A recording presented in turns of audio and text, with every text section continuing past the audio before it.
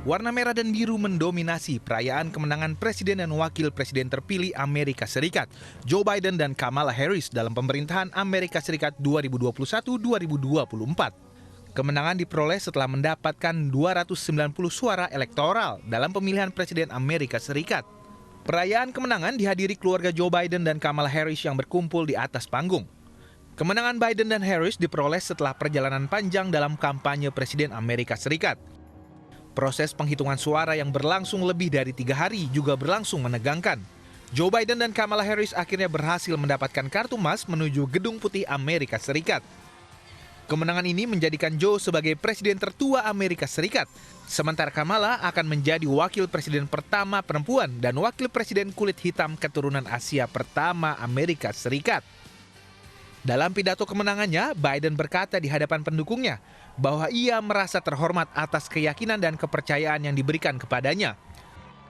Biden berjanji untuk menjadi presiden yang berusaha mempersatukan, bukan memecah belah. I pledge to be a president who seeks not to divide, but unify.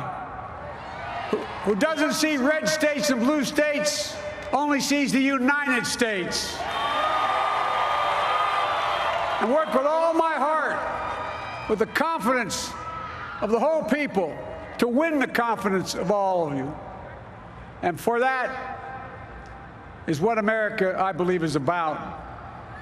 It's about people. And that's what our administration will be all about.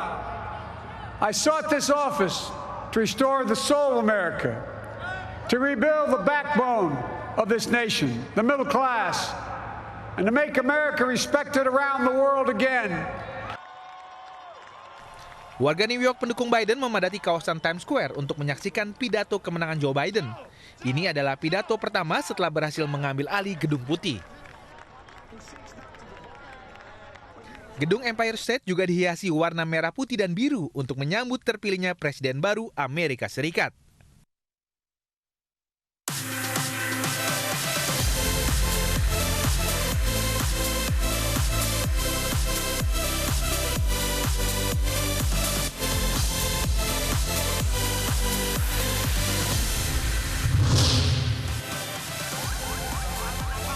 Puluhan kepala keluarga korban kebakaran Cideng, Jakarta mengungsi di gedung sekolah.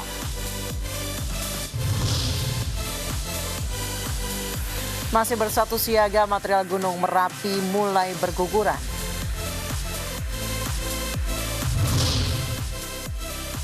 Masuki musim hujan, ibu kota Jakarta kebut persiapan antisipasi banjir.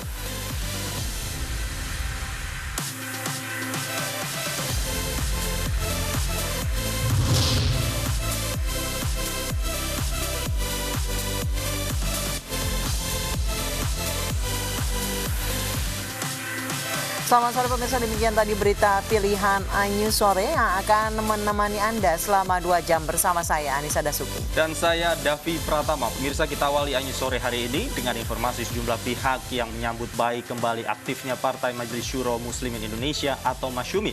Salah satunya pendakwah yang juga Ketua Komisi Dakwah MUI, Cholil Nafis.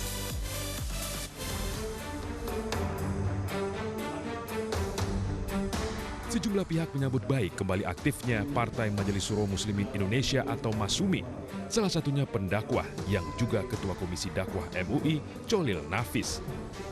Kehadiran Partai Masumi diharap bisa membuat umat Islam Indonesia memiliki lebih banyak pilihan untuk menyalurkan suaranya di ranah politik.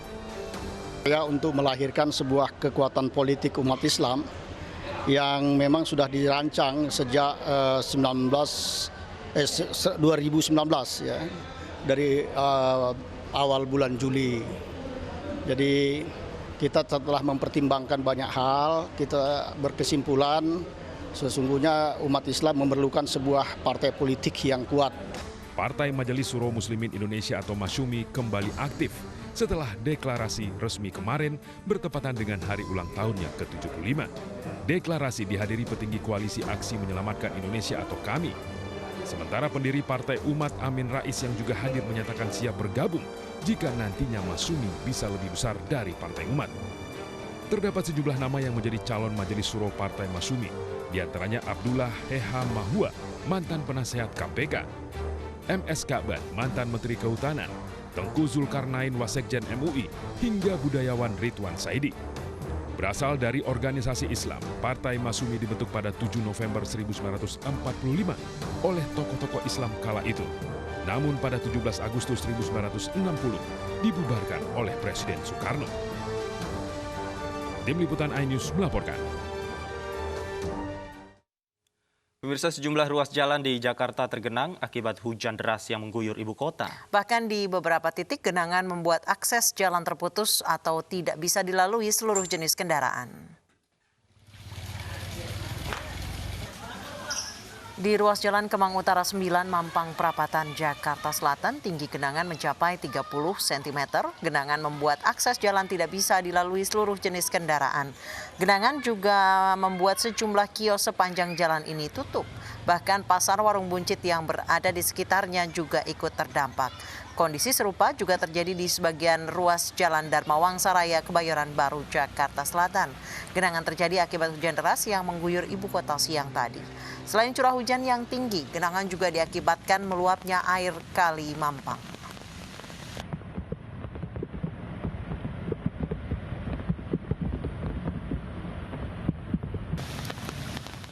Warga korban kebakaran di Cideng, Jakarta Pusat mengungsi di sejumlah posko pengungsian. Petugas masih membersihkan puing sisa kebakaran.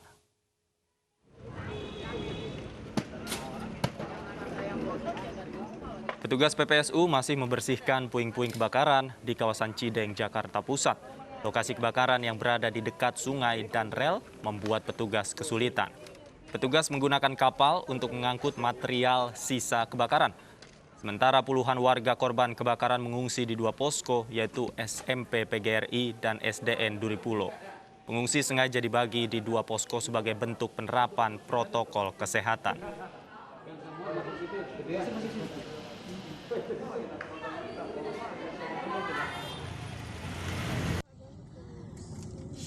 Sebelumnya pada Sabtu sore sedikitnya 20 rumah atau 20 bangunan rumah hangus terbakar di pinggir Kali Jeling, seberang ITC atau ITC Roxy Mas Cideng, Jakarta Pusat. 21 unit mobil pemadam kebakaran diturunkan untuk memadamkan api.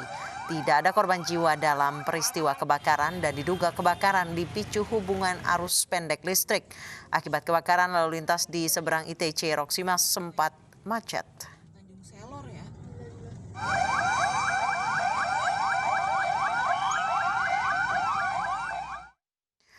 Dan pemirsa, kita akan segera bergabung dengan Bayu Pradana yang saat ini berada di lokasi kebakaran pemukiman warga di Cideng, Jakarta Pusat. Bayu, saat ini bagaimana kondisi terkini di sana? Apakah api sudah dapat dipadamkan seluruhnya? Bagaimana dengan proses pendinginan dan bagaimana dengan korban kebakaran? Ya, Anissa, Davi dan juga pemirsa, memang api sudah berhasil dipadamkan. Ini dari informasi yang kami dapatkan. Butuh setengah jam untuk memadamkan api di lokasi kebakaran yang ada di samping ITC Roxy Mas ini. Dan saat ini sejumlah warga atau sejumlah korban kebakaran ini kembali ke lokasi kediaman mereka yang memang sudah ludes terbakar. Ini guna untuk mencari atau mengais kembali puing-puing dan mencari barang apa yang dapat mereka dapat selamatkan. Saya akan mengajak juru kamera Novan Dwi Kusumah untuk bersama-sama menunjukkan pada Anda pemirsa seperti apa kondisi terkini yang ada di lokasi kebakaran ini. Kita bisa lihat yang ada di belakang saya pemirsa, ini ada sejumlah warga yang sudah kembali ke lokasi ini untuk mencari kira-kira barang apa yang mereka dapat bawa kembali. Mengingat memang dengan adanya kebakaran kemarin sore ini juga meludeskan sekitar 10 tempat tinggal yang ada di sini dengan cukup cepat dan mereka pun tidak sempat untuk menyelamatkan barang-barang mereka. Dari pantauan kami juga para warga ini kembali untuk menyelamatkan beberapa benda, diantaranya ada seperti pakaian, lalu juga ada puing-puing, bahan bangunan yang sekiranya mereka dapat selamatkan. Dan saya akan kembali mengajak juru kamera Novan Dwi Kusuma untuk sama-sama melihat. Ini adalah salah satu contoh pemirsa, salah satu barang yang tertinggal yang sepertinya tidak dapat diselamatkan. Ini adalah salah satu surat yang memang sudah terbakar sebagian dan banyak sekali berhamburan di sini seperti ada sertifikat dan lain halnya yang tidak bisa mereka selamatkan. Sementara itu juga meski demikian pencarian di puing-puing sisa-sisa kebakaran ini masih mereka lakukan, dan juga meski demikian masih ada sejumlah korban kebakaran atau warga yang masih mendiami sejumlah lokasi pengungsian. Sedikitnya ada lokasi 2 pengungsian di sekitaran lokasi kebakaran ini, di antaranya yaitu di SMP PGRI 32, di mana di situ ada sekitar 46 orang yang mengungsi di situ, dan juga ada di SDN Duripulo. Di situ ada terdapat 35 warga atau korban kebakaran di situ. Memang sengaja 2 lokasi ini dipilih ini guna untuk memisahkan dan sebagai upaya untuk tetap menjaga jarak, mengingat ini juga masih di tengah pandemi. Dan kemarin juga pemadaman ini sedikit mengalami kesulitan mengingat lokasi kebakaran yang sulit dijangkau. Kita lihat kalau ada di sebelah kanan saya pemirsa, atau di belakang saya sini yang berada di sebelah kiri layar Anda, kita lihat ini ada kali yang membentang di seberang ITC Roksimas, di mana kemarin ini sekitar belasan atau puluhan mobil pemadam kebakaran ini terpaksa harus memadamkan dari seberang sana untuk memadamkan api. Sementara kita bergeser sedikit ke layar kanan layar Anda, maksud kami, di mana di sini juga kalau kita lihat cukup padat lingkungannya, banyak sekali penduduk di sini, dan di sebelah kanan ini juga adalah rel kereta api yang masih aktif. Maka demikian sulit sekali untuk unit pemadam kebakaran ini menggapai lokasi pemadam kebakaran untuk melokalisir api, sehingga menghabiskan sedikitnya ada 10 rumah penduduk yang ada di sini. Namun memang tidak ada korban jiwa dan juga korban luka, dan juga api akhirnya sekitar setengah jam ini berhasil dilokalisir, dan masih ada sejumlah rumah yang masih bisa diselamatkan. David dan Anissa. Baik, terima kasih atas laporan Anda, Bayu Pradana, langsung dari kawasan Cideng, Jakarta Pusat. Pemirsa, Presiden dan Wakil Presiden terpilih Amerika Serikat Joe Biden dan Kamala Harris merayakan kemenangannya bersama keluarga di Chase Center, Delaware, Amerika Serikat, Sabtu malam waktu setempat. Dalam pidato kemenangannya, Biden menyerukan persatuan dan meminta pendukungnya untuk berhenti memperlakukan lawan politik sebagai musuh.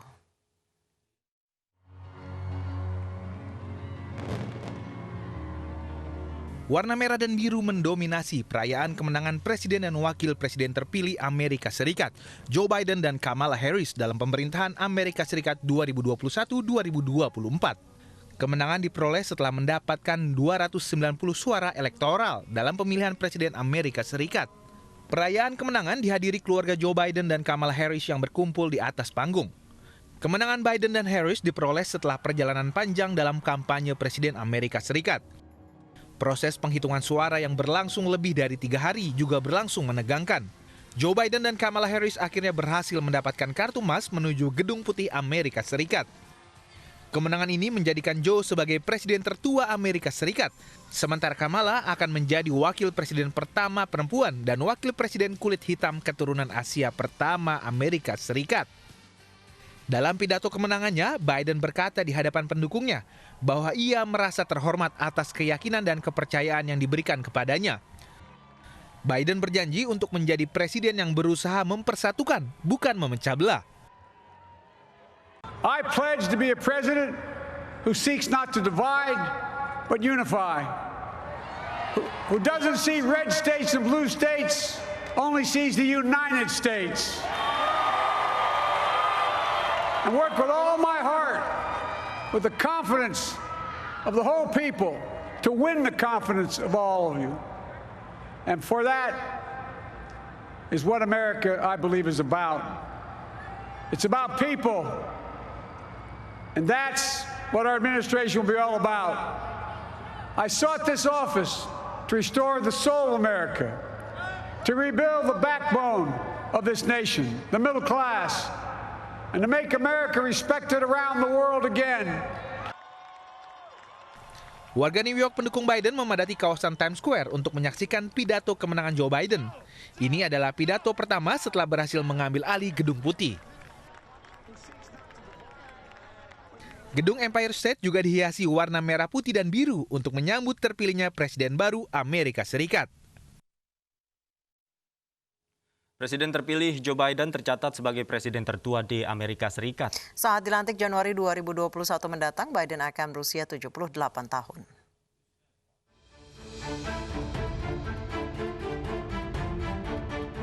Ungguli Donald Trump dalam Pilpres AS 2020, Joe Biden akan menjadi presiden tertua di negeri Paman Sam. Politisi kelahiran Scranton, Pennsylvania, 77 tahun silam ini mengawali karir sebagai pengacara di Wilmington, Delaware. Karir politiknya diawali saat bergabung dengan Partai Demokrat dan meraih prestasi sebagai senator termuda kelima dalam sejarah Amerika Serikat. Sukses sebagai senator, Biden membidik kursi Presiden Amerika Serikat di tahun 1987 dan 2007. Namun nasanya gagal. Meski demikian, ia berhasil menduduki kursi Wapres Amerika Serikat 2 periode, mendampingi Presiden Barack Obama. Di tahun 2020, cita-cita Biden menjadi orang nomor 1 di negeri Paman Sam akhirnya terwujud. Kini Joe Biden dan Kamala Harris tinggal menunggu pelantikan untuk resmi memimpin Amerika Serikat yang akan digelar pada 20 Januari 2021 mendatang. Unggul dalam Pilpres Amerika Serikat, Kamala Harris mencatatkan rekor sebagai wapres perempuan pertama di negeri Paman Sam. Ia juga menjadi wakil presiden keturunan Asia berkulit hitam pertama dalam sejarah Amerika Serikat.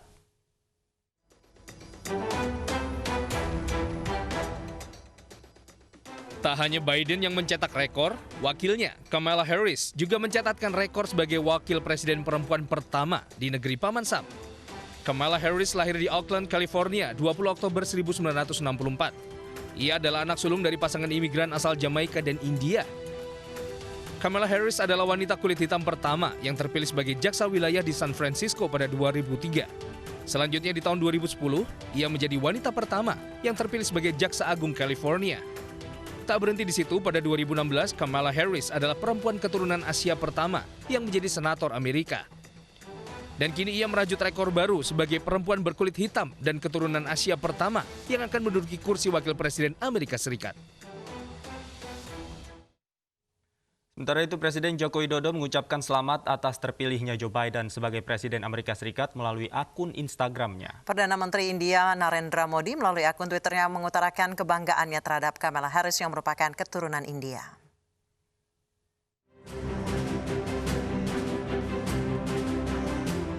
Calon Presiden Amerika Serikat yang diusung Partai Demokrat, Joe Biden, mendapatkan 290 suara elektoral. Pemenang Pilpres Amerika Serikat harus memperoleh minimal 270 suara elektoral untuk menjadi Presiden Amerika Serikat.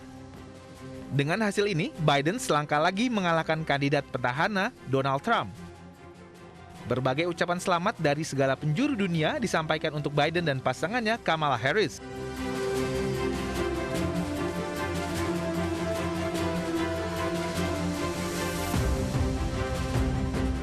Presiden Joko Widodo mengucapkan selamat kepada Joe Biden dan Kamala Harris yang resmi memenangkan Pilpres Amerika Serikat melalui akun Instagramnya.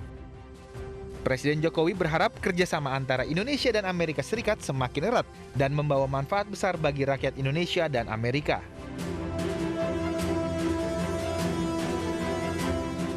Perdana Menteri India Narendra Modi juga mengucapkan selamat kepada Joe Biden dan Kamala Harris melalui akun Twitter. Modi berharap hubungan India dan Amerika Serikat akan lebih baik ke depannya. Secara khusus, Modi juga mengutarakan kebanggaannya terhadap Kamala yang merupakan keturunan India.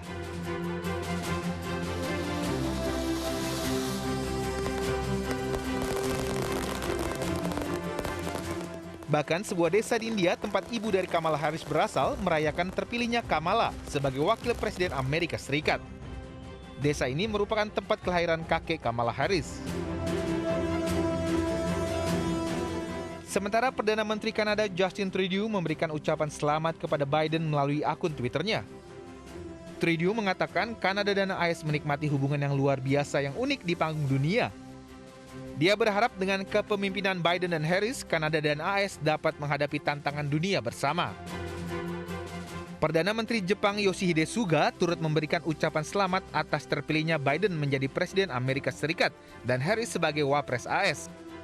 Ia berharap dapat bekerja sama dengan Amerika Serikat untuk lebih memperkuat aliansi Jepang dan AS, serta memastikan perdamaian, kebebasan, dan kemakmuran di kawasan Indo-Pasifik dan sekitarnya. Selain mengucapkan selamat pada Biden dan Harris, Perdana Menteri Pakistan Imran Khan berharap bisa bekerja sama dengan AS untuk perdamaian di Afghanistan.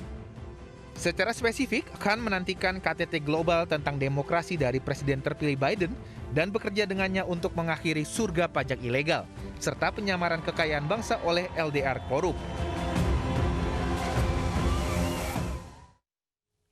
Sejumlah warga memprotes penarikan kartu program keluarga sejahtera oleh oknum kecamatan. Informasi selengkapnya akan kami hadirkan usai jeda berikut.